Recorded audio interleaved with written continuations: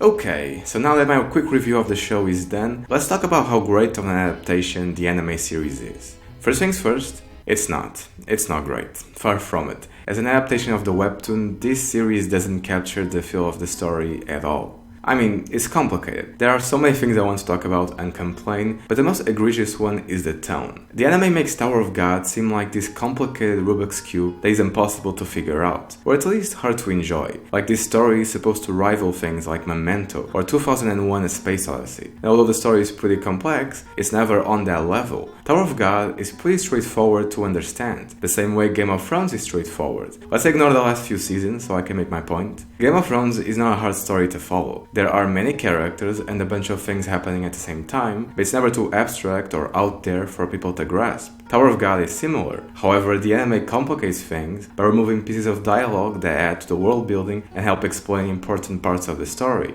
and fucks up the balance between dramatic moment and light-hearted moment. The webtoon is about 60% serious and 40% upbeat, while the anime is 95% serious and does not know how to transition smoothly from a serious scene to a lighter one. The best example of this is the fisherman test taken by Endorsi and Anak in episodes 6 and 7, where it's revealed to us the background of Anak and her rage towards anyone from the Jahad family. She really wants to kill off Endorsi. Their fight is anything but playful. Endorsi might not be taking it seriously because she knows she's the better fighter, but Anak is still going all out. And then all of a sudden, there's this cute moment between the two of them.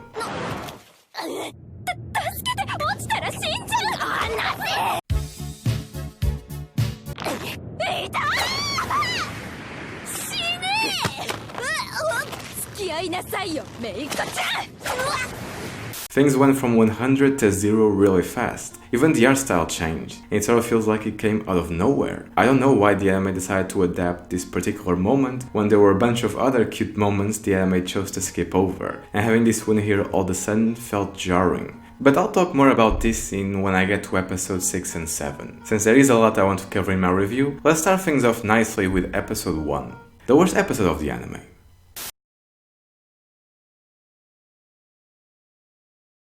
Episode 1 covers roughly chapters 0 to chapter 4 of the webtoon, with the ending starting to cover material from chapters 5 and 6. The episode starts with Bam running after Rachel, exactly the same as the webtoon. Although I have to say that this is all wrong. Rachel looks way too pretty in this frame. She should have looked like a dork with a bloody nose like in the webtoon. The perfect look for her character. I'm not even sure if this is a bloody nose, since it doesn't show up in the next panels, but it does look like it and fits her perfectly. Anyway, this first scene is pretty faithful to the source material. There isn't much to say about it. I would just have liked it if these CGI rose petals didn't exist. They don't match with the rest of the animation. Nevertheless, a pretty good start. Afterwards, Bam enters the tower, following Rachel, and that's where he meets Hiden, the caretaker of the tower. Their entire meeting is butchered in the anime. Hiden is less of a character and more of a way to advance the plot. He starts by saying that all answers can be found at the top of the tower and immediately gives him a test. While in the webtoon, he starts by asking for Bam's name and then comments on the weirdness of the name. It's great. It makes him seem more like a real person, and that he's not just there to satisfy some sort of quota. He's his own character, something that is greatly diminished in the anime. Their conversation only leads to climbing the tower once Bam tells him he's looking for a blonde girl, to which Hiden responds with the usual climb the tower propaganda that is extremely appealing in this universe. And you know what he does next? He explains how you climb the tower. I know, shocking, right? In the anime he doesn't explain anything. Not really. He goes from greeting Bam to telling him that all answers are at the top of the tower and then gives him the test. He doesn't even say what the test is for, just that it's necessary to climb the tower. But what does that mean? After passing this one test, he can climb the tower without any worries? It's a very ambiguous way of phrasing it. It doesn't tell you that in order to go up a floor in the tower, you have to pass a test. In the webtoon, he explains this, and it's awesome. Just one line. It doesn't require much screen time and explains the concept of the tower much clearer than what he says in the anime. He even goes deeper and gives him details about who runs the tests and all that, but the anime didn't need to put all this information. Just a beginning with Hiden learning Bam's name, then the propaganda with the tower, and explaining how the tests work. That's it. I don't think this would have taken them more than 1 or 2 minutes. It would have made the first episode less awkward right from the start. Another thing they change in the anime is the explanation of the ball test. In the webtoon, whenever there's a test happening, it's always after these cute little drawings that humorously explain how the tests work. There are style changes to fit the new tone. It's a pity that whoever was in charge of writing the anime thinks the majority of these moments are not worth anything. Like I said in the beginning of my review, the anime is 95% serious and I don't understand why. But I do think it's funny that the director had the balls to say this. Thanks to the efforts of writer Yashida-san, I believe we were able to extract the essence of the original work. Yes, you just cut away most of the personality of the webtoon and reduce the story to its bare bones, but yeah, that is pretty much extracting the essence of the original work, I guess. This is such bullshit. I know it's what they have to say during interviews, but it's still bullshit and pisses me off. Getting back to our episode, Anime Hidden teases Bam that if he wants to give up and turn back, it's now or never, but Bam still goes for it. In the webtoon, Hidden goes much further and points out the danger that Rachel is in, a girl all alone in the tower, telling Bam if he's afraid of taking this test, then he'll never be able to find Rachel. He even smirks once Bam decides to take the test. In the anime, the smirk happens but sooner, right after they meet, because for some reason in this version, Hidden already knows Bam's name. Not really sure what was the point of this change, but okay.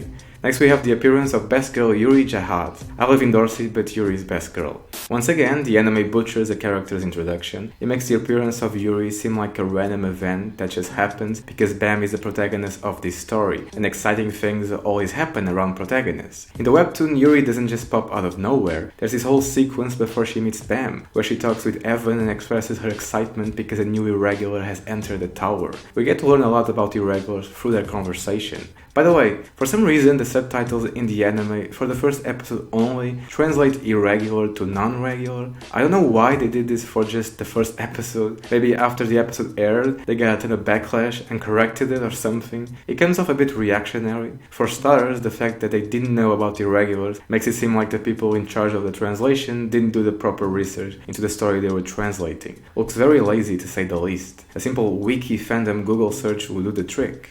Getting back to Yuri and Evan, we learn that apparently irregulars are monsters, very powerful individuals. There's one named Yurik and another named Phantominum. There are also humans in the tower that are hybrids of some sort. This is something that is never really explained, either in the anime or in the webtoon. But the anime could have done something about it. It would have been nice to give us a heads up that the tower doesn't just have normal humans. It also contains other races like Rak and hybrids that look 100% human except for some sort of physical characteristic, like Endorsi who has a horn, or Anak, who is literally a lizard girl. Maybe there's even some cat girls we haven't met yet. Yasuracha doesn't count. There are multiple ways the anime could have explained this without taking up too much screen time. I personally love the way Attack on Titan has those information for public disclosure panels. It's a fantastic method of getting the most out of your episode. Instead of having a random piece of artwork during the mid-pause of the episode, you actually provide valuable and interesting information about the universe. Anime adaptations, or adaptations in general, don't have to be inferior to the source material. They can make changes for the better. Unfortunately, Tower of God has very few of those changes.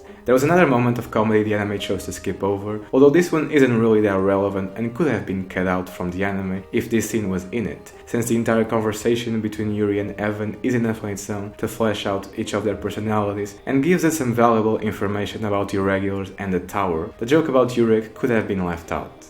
Yuri stepping on Bam's face is almost a one-to-one with the webtoon. When I first saw this scene, it looked weird. I didn't like how they cut between each individual instance instead of showing the actual movement happening. Now that I have read the webtoon, I get why they did it. It was so it would look like the source material. But there are some differences that make me wish this was even closer to the original. Like the color scheme in the webtoon is much more pleasant to look at than the colors from the anime. That green light behind Yuri is a bit too bright for my taste, and the contrast between the brown and bluish color that is in the webtoon makes for a much prettier image. And I also enjoy seeing that source of light in the middle of the frame. Gives the background a more distinctive look. In the anime, it's just a normal wall. Kind of bland, really. Evan gives Bam a pocket so they can understand each other, and of course, there is a lot of information left out when making the anime. Like Hidden was the one who was supposed to give Bam a pocket in the first place. He's also the oldest guardian in the tower. Yuri can be intimidating and cute at the same time, and more of Hidden's personality. He forgot to give Bam a pocket. It's small details like this one that make a character seem three-dimensional even if they aren't part of the main cast. Not everyone needs a character arc to seem like a real person. The way a character talks back is also an opportunity to make them seem real. Hiden comes off like a sassy asshole in the webtoon, while in the anime he's more of a drone who just wants to get the first episode out of the way as soon as possible. There was another detail the anime missed, something that might sound nitpicky at first, but I'll explain why I think it's important. I'm talking about Bam's pocket being an A-grade pocket, something that is valuable in the tower. Skipping over details like this one might not seem like much at first glance, but it does tell you something about the anime. The anime doesn't see this as an important detail for the story, the rankings of items. Like, this is an inconsequential detail that doesn't really matter. But it does. If they can cut out this A-grade pocket comment, what makes you think they won't just ignore the rankings between regulars when that part becomes relevant for the story? A C-level regular is much stronger than an E-level regular, and just by having the audience know which is which, already tells them who is most likely going to win in a fight. The anime doesn't mind cutting details like the A-grade pocket thing. Who knows if they won't just cut the entire regular grading system to simplify the story. They might even cut out the differences between high rankers, advanced rankers, and normal rankers, and this will lead to problems in the story. If there's a scene where two characters who are regulars are fighting and the underdog character wins, it will be hard for the audience to know that the winner was an underdog if all they know about the two characters is that they are both regulars. This will eventually lead to more changes in the story. Changes that might not be for the better. Let's just hope that if there is a second season, the anime doesn't ignore the other ranking systems. And again, I'm not saying they needed to put everything that was in the webtoon into the episode. Not everything that happens in this scene is that important. Like, Evan introduces himself as an A-rank guide and tells Bam that the pocket automatically translates all languages to the language of the tower. Both these details could have been left out. Bam would make the assumption that he can understand them because of the floating ball, and the rankings of guides isn't as important as other rankings. Guides are a rarity in the tower, and the only ones that matter for the story are the best of the best. I don't even remember if there is another moment further down the line where we learn more about the rankings of guides, so the anime could have left this out. See what I'm doing here? I'm trying to determine what information should be in the episode and what could be cut out, using my knowledge of the webtoon to do so. It seems that whoever was in charge of the anime either couldn't care less and didn't read anything that happens after volume 1 of the webtoon, or they just don't like this story. So Yuri explains to Bam what an irregular is and complains to Hiden about the difficulty of the test being too high, given that Bam looks weak and small. While in the webtoon there's another fun moment where Bam is taken aback by that insulting comment. In the anime he just looks high. This is such a dopey look on his face, he looks so stupid.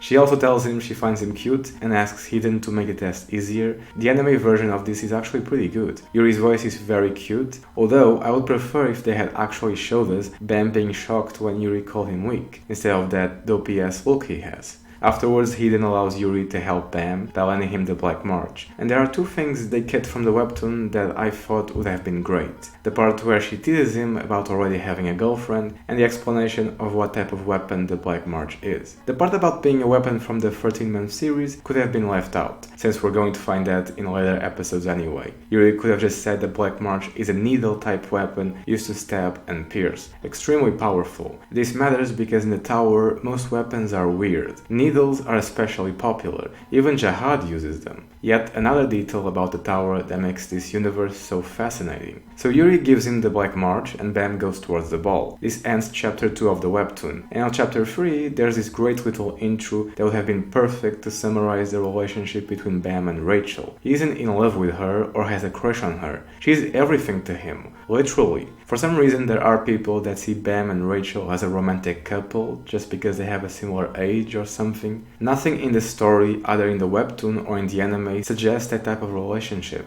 And maybe adding this part where Bam literally explains to the audience what Rachel means to him would have helped get this point across more clearly. Bam goes towards the ball and prepares himself to face that monster, and the anime simplifies things the right way this time, by cutting away Evan's thoughts on the best way to beat that monster. If we are going to see it happen, we don't need to have a character say it first. It fits in the webtoon because it was at the start of a new chapter, it's a nice way of getting us back into the action. But in the anime, the pacing flows better the way they did it. They got this part right. The only thing I wish they had kept would be this quote: "The fear of losing the one he's looking for is swallowing his other fears." I love this sentence so much. It's such a goddamn perfect summary of Bam as a character during the first volume of the story. He's so afraid of being alone again that he doesn't care if he dies by climbing the tower. The anime doesn't actually say this. They say something that could be misconstrued as a form of courage when it's not. It's supposed to be about Bam's fear of being alone. That's the thing to take away from this moment. Bam hits the ball and nothing happens. Everyone is shocked except Hidden, who says that the test hasn't even begun. In the webtoon, Hidden, this sassy cunt, decides to be playful. First he says he doesn't know why the ball isn't breaking, then he comments that maybe the ball is really well made and smirks again. This lovely interaction should have been in the anime. What the anime has instead doesn't quite have the same effect as the dialogue from the webtoon. By saying that he isn't allowed to answer the question, he comes off like that hologram from the movie I, Robot with Will Smith, where the hologram could only answer specific questions because it was a plot device created to advance a narrative and not an actual character. Hidden is supposed to be a character, so the anime should have kept all the sassy comments he makes. Moving on, after seeing that the ball hasn't broken yet, Bam keeps hitting it over and over again, while thinking about Rachel, to the point where he even screams for the ball to break, and this wakes up the monster behind him. This is different from the webtoon, where Bam can't even pull back the Black March after striking the ball once. But this time, I prefer how things play out in the anime actually. It means more seeing him desperately hitting the ball and thinking about Rachel. Seeing the eel go after Bam, Evan tells Bam to ask for help from the Black March itself. A few things were changed and cut from this scene. I bet fans of the webtoon would have loved to hear Bam saying that Rachel isn't as marvelous as a jewel or the most beautiful girl in the world. This would have scored some major points with the fanbase. Note that the only girls Bam knows so far are Rachel and Yuri. The second girl he meets, he already considers a visual improvement over Rachel. Ouch. You know what else would have scored some points? Angry, cute Yuri about the Black March's preference for men over women. In the anime, she just yells and looks pretty serious. Imagine if in Full Metal Alchemist, whenever somebody called Edward short, he would react seriously. He gets upset and has tantrums, but the series never takes it seriously. It's supposed to be fun and lighthearted. And I'm pretty sure that was a desired effect with this as well. The test concludes with Bam being automatically teleported to the second floor without being able to give back the Black March to Yuri, so she and Evan go after him. Hidden kills the eel and that's it. However, in the webtoon things are more mysterious. After Yuri leaves, Hidden talks to someone that was in the room with everyone else but invisible. That person is Rachel. Not sure why the anime decided to cut this out, since the anime makes Rachel look much more suspicious than in the webtoon. They make a great deal out of Rachel being up to something, so this scene would have been perfect for that. The final sequence is a great intro for what's to come in the second floor. It's basically Hunger Games where the participants have to kill each other in a big arena. I don't have a lot to say about it. I love this sequence. If this wasn't in the first episode, I might have dropped the show after just one episode. That's how much I disliked this episode. It didn't get me excited to learn more about the story until its final moments. And you can argue that this sequence shouldn't even have been in this episode in the first place, since it's the start of a new chapter in the story. If they hadn't destroyed most of Hidden's personality, simplified Yuri's appearance, and pretty much ignore all the comedy from the webtoon, there would have been enough material to make the first episode awesome without the need for this Hunger Games teaser. But I guess that was too much for them. The only thing about this sequence that doesn't really make sense is the moment when Rek moved the sniper. He picks him up and tosses him away. In the anime, the sniper keeps his rifle, and the first time I saw this, I wondered why he didn't just shot Rek in the back when he could have. In the webtoon, the gun is dropped, Rek picks it up and throws it away, not giving the guy a chance to shoot him. Not sure why the anime changed this. It doesn't make much sense the way they do it. I still like this sequence though. And I think that's everything I wanted to say for the first episode. Since I am going to review the other 12 episodes, if there is stuff I forgot to mention, I'll make sure to put it in either the beginning or the ending of my next review. Anyway, see you next time.